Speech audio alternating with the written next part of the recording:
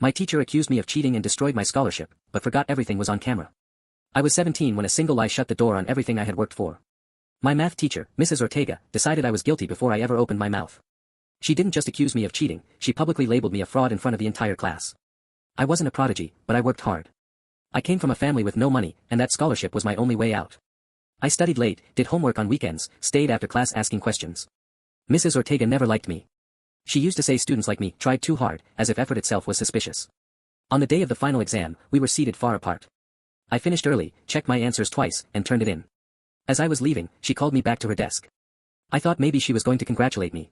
Instead, she raised her voice so everyone could hear. I found 2 identical exams, she said. Yours, and Marcos's. Marcos was the son of a well-connected doctor. I was the scholarship kid. I tried to explain.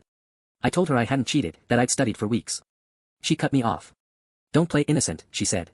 I'm reporting this as academic fraud. Within 48 hours, I was called into the principal's office. My exam was voided. My scholarship was revoked. My future disappeared. No one listened. No one questioned her version of events. Mrs. Ortega claimed she'd seen me, constantly looking around.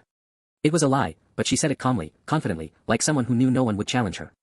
I went home sick to my stomach. My mother cried. My father said nothing. I felt humiliation, rage, and something worse, powerlessness. Months passed. I worked whatever jobs I could find. I dropped out for a while. All because of a false accusation. Then she made one mistake. A friend called me late one night. Did you know the classroom had cameras? That year, the school had installed new security cameras. No one mentioned them during the investigation. No one bothered to check them, until we pushed. We formally requested the footage. The school claimed it didn't exist anymore. Another lie. A lawyer got involved. Suddenly, the videos appeared. There I was, on screen, for the entire exam. No looking around. No talking. No movement. And there was Marcos, pulling his phone out of his backpack and copying answers. The silence in the hearing room was crushing. Mrs. Ortega didn't know where to look. She called it a misjudgment. Said she acted, based on the information available at the time. No one took responsibility. My scholarship was reinstated, too late. I had already lost a full year.